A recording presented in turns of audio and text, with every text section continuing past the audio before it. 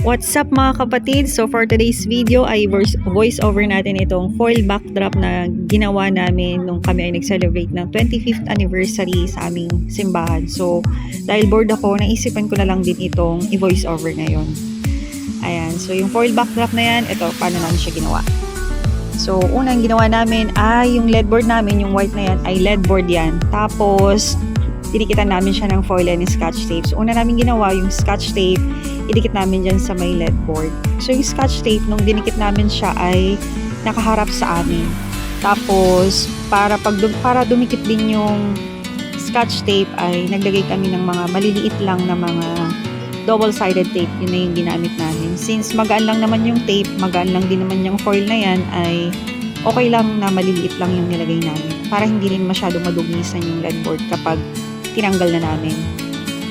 Ayun, so ang ginamit namin dyan na foil, ang supposedly ang gamitin namin ay yung art foil or yung metallic foil. Kaya lang, nung time na yun ay hindi kami makahanap ng maramihan na color silver at saka kasi gipit na yung time niya. Siguro mga ano na lang yung 2 days before the event. Tsaka namin naisipan na gagawin ganyan. So, nagkaroon ng brilliant idea yung kasama ko. At naisip niya ang gamitin namin ay yung wrapper ng pangkasal. Ayan. So, pag binaliktad mo yun, yung walang print, yan yung ginamit namin dyan sa, sa LED board. Tapos, yung pattern naman ng paglulukot, kasi lulukutin mo lang naman yan. May papakita namin kung paano. Ano lang, basta malukot mo lang siya. Tapos, dikit na kaagad. Wala nang, keme-keme. Ilukotin na, tapos idikit na kaagad. So, yun. Ganun lang naman namin siya kinabit. So, ang nangyari dyan ay, ang nagamit namin siguro dyan ay, wait lang. Ayan, yan. Ganyan lang. Paano siya lukutin. Yun. Tapos, dikit na ulit. Hindi ko kasi sure kung tama yung naalala kong size ng, ng board namin.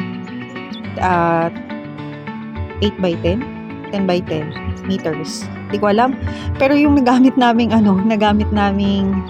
yung wrapper, 7 pesos isa kasi niyan. So, umabot kasi kami ng mga 250 lahat. So, mga siguro around 35 pieces. Basta mahina kasi ako mag-math, kayo na magbilang. Hindi ko na maalala. Tinansya ko na lang.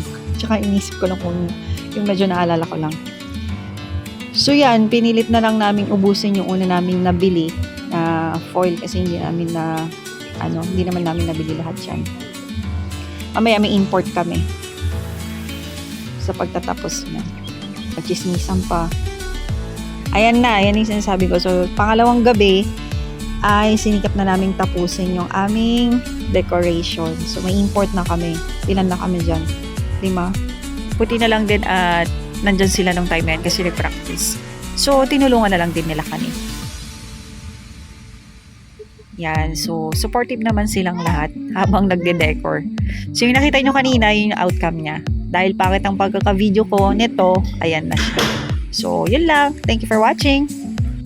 Char! Siyempre, pagkatapos namin nag-decorate ay pinakain na rin kami sa church. Yan, ng dinner. So, yan po yung mga kasama ko. Hindi ko na sila mapapakilala. Siguro next time na lang. Kasi marami pa naman akong video na feeling ko sisipagin na ako mag-voice over. Kasi ganito pala ang experience. Nag-voice over ako ng bahala na kahit maingay sa paligid. May naririnig kayo, ewan ko, bahala na sino yung mga yun. So yun, sana umabot kayo hanggang dito at see you sa susunod na video ulit. Time-lapse ulit ng aking mga pinaggagawa. So yun, goodbye!